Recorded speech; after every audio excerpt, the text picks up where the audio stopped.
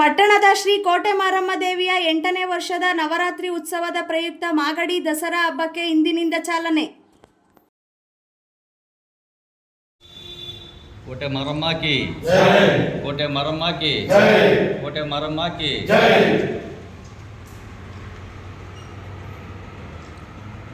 ಇವತ್ತು 8ನೇ ವರ್ಷದ ನವರಾತ್ರಿ ಉತ್ಸವದ ಕಾರ್ಡ್ನ ಬಿಡುಗಡೆಗೊಳಿಸ್ತಾ ಇದ್ವಿ.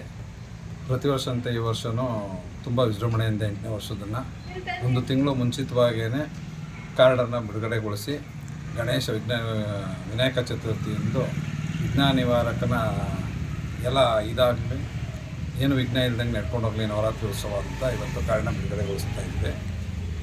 ಮಾಗಡಿ ಜನತೆ ನಮಗೆ ಜೊತೆಯಾಗಿ ನಿಂತ್ಕೊಂಡು 8ನೇ ವರ್ಷದ ನವರಾತ್ರಿ ಉತ್ಸವನ ತುಂಬ ಸುಸೂತ್ರವಾಗಿ ನಡೆಸ್ಕೊಂಡು ಹೋಗಂಗೆ ಸಹಕಾರ ಕೊಡಲಿ ಅಂತ ಅವರಲ್ಲಿ ಕೇಳ್ಕೊತೀವಿ. ಆಮೇಲೆ 9 ದಿನ ನವರಾತ್ರಿದು ಪೂಜೆ ಇರುತ್ತೆ.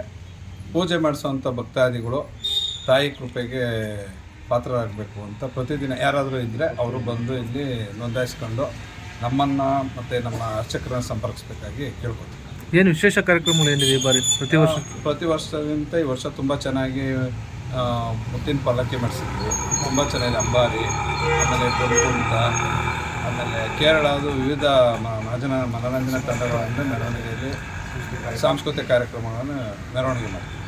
ಪ್ರತಿದಿನ ಸಾಂಸ್ಕೃತಿಕ ಕಾರ್ಯಕ್ರಮ ಇರುತ್ತೆ. ವಿಶೇಷ ಅಲಂಕಾರ, ಪ್ರಸಾದ ವಿನಿಯೋಗ ಇರುತ್ತೆ. ಕೊನೆ ದಿನ ಮಾಗಡಿ ವಿಜಯದಶಮಿ ಮಾಗಡಿ ದಸರಾ ಥರ ಮೆರವಣಿಗೆ ಮಾಡಿ ಮುಖ್ಯ ಅತಿಥಿಗಳು ಯಾರನ್ನ? ಎಲ್ಲರೂ ಮುಖ್ಯ ಅತಿಥಿಗಳು ಸರ್. ಎಲ್ರಿಗೂ ಮುಕ್ತವಾದ ಆಹ್ವಾನ. ದೇವಿ ಭಕ್ತರು ಯಾರು ಎಲ್ಲ ಮುಖ್ಯ ಆಹ್ವಾನ ಇತ್ತು. ಕೆಂಪೇಗೌಡರ ಕಾಲದ ಆರಾಧ್ಯ ದೇವತೆ ಆಗಿರೋದ್ರಿಂದ